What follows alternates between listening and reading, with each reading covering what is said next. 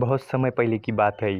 एक राजा अपने पुत्र को एक अच्छा शासक बनाना चाहता था और इसके लिए उसने अपने बेटे युवराज को जीवन के गहरे सबक सीखने के लिए एक ज़ेन मास्टर के पास भेजा। ज़ेन मास्टर ने युवराज को कुछ समय तक अपने पास रखा और फिर एक दिन उसे बुलाकर कहा, तुम्हें 1 साल के लिए जंगल में अकेले रहना होगा। वहाँ जाकर तुम प्रकृति को सुनना और उसे समझने की कोशिश करना, और जब तुम्हारा समय पूरा हो जाए तब लौट आना। युवराज ने ज़ेन मास्टर की बात सुनी और जंगल की ओर निकल पड़े। पूरे 1 साल तक युवराज ने जंगल में अकेले रहकर प्रकृति की आवाज़ों को सुना और उन्हें समझने की कोशिश की। जब 1 साल पूरा हो गया तो वो ज़ेन मास्टर के पास वापस आया और तब ज़ेन मास्टर ने उससे पूछा, बताओ तुमने जंगल में क्या सुना? युवराज ने उत्साह से उत्तर दिया, मैंने जंगल में कोयल की कूक सुनी, नदियों की कलकल सुनी, पत्तियों की सरसराहट सुनी, मधुमक्खियों की गूंज सुनी, झिंगुरों का शोर सुना और हवा की गूंज सुनी।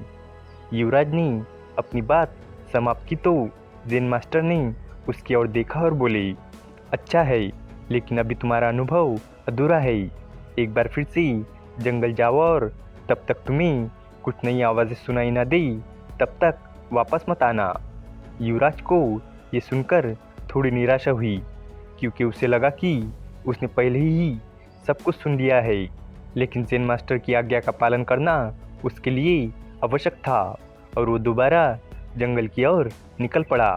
जंगल में पहुंचकर युवराज ने एक बार फिर से प्रकृति की आवाज़ों को सुनने की कोशिश की। उसने पहले की तरह ही कोयल की कूक, नदियों की कलकल, पत्तियों की सरसराहट और हवा की धुन सुनी, लेकिन इस बार भी उसे कुछ नया सुनाई नहीं दिया। कई दिन बीत गए और वो निराश होने लगा और फिर उसने ठान लिया कि वो हर आवाज़ को और अधिक ध्यान से सुनने की कोशिश करेगा। और फिर उसने अपनी इंद्रियों को जागरूक किया और धैर्यपूर्वक प्रकृति की गहराइयों में डूब गया। और फिर धीरे धीरे एक दिन उसने कुछ नई और अनजानी आवाज़ें सुननी शुरू की। एक दिन सुबह के समय जब सूरज की पहली किरण धरती को छू रही थी तो उसने कलियों के खिलने की धीमी सी आवाज़ सुनी। उसे महसूस हुआ कि तितलियाँ अपने पंखों से एक मीठा संगीत बना रही है। इसके अलावा उसने उसकी बूंदों को घास द्वारा पीने की नाजुक आवाज़ें सुनी। ये आवाज़ें इतनी धीमी थी कि उन्हें सुनने के लिए एक विशेष ध्यान और संवेदनशीलता की आवश्यकता थी। इस अनोखे अनुभव के बाद युवराज ज़ेन मास्टर के पास वापस लौट आया और उसने ज़ेन मास्टर से कहा, ज़ेन मास्टर, पहले मुझे वही आवाज़ें सुनाई दी जो मुझे पहले भी सुनाई दी थी, लेकिन जब मैंने और गहराई से सुनने की कोशिश की तो मुझे वो आवाज़ें सुनाई दी जो मैंने पहले कभी नहीं सुनी थी। मैंने कलियों के खिलने की आवाज़ सुनी, तितलियों के गीत सुने और घास द्वारा ओस पीने की आवाज़ भी सुनी। ये सुनकर ज़ेन मास्टर बड़े ही खुश हुए और उन्होंने मुस्कुराते हुए कहा, बहुत अच्छा, अब तुम अनसुनी आवाज़ों को भी सुनना सीख गए हो। यही एक अच्छे राजा की निशानी होती है।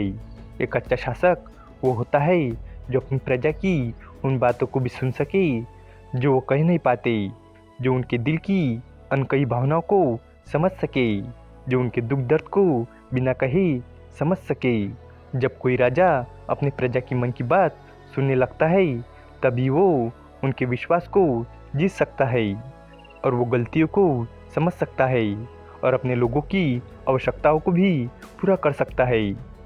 इस कहानी से हमें सीख मिलती है कि अगर हमें अपने क्षेत्र का लीडर बनना है तो हमें भी वो सुनना सीखना चाहिए जो कहा नहीं गया है। यानी हमें उस युवराज की तरह बिल्कुल अलर्ट होकर अपना काम करना चाहिए और अपने साथ काम करने वालों की ज़रूरतों और भावनाओं का ख्याल रखना चाहिए। तभी हम खुद को एक सच्चे लीडर की तरह स्थापित कर सकते हैं। उम्मीद है कि आपको ये कहानी पसंद आई होंगी और भी इसी तरह की इंस्पायरिंग और मोटिवेशनल स्टोरीज़ के लिए हमारे चैनल को सब्सक्राइब करें।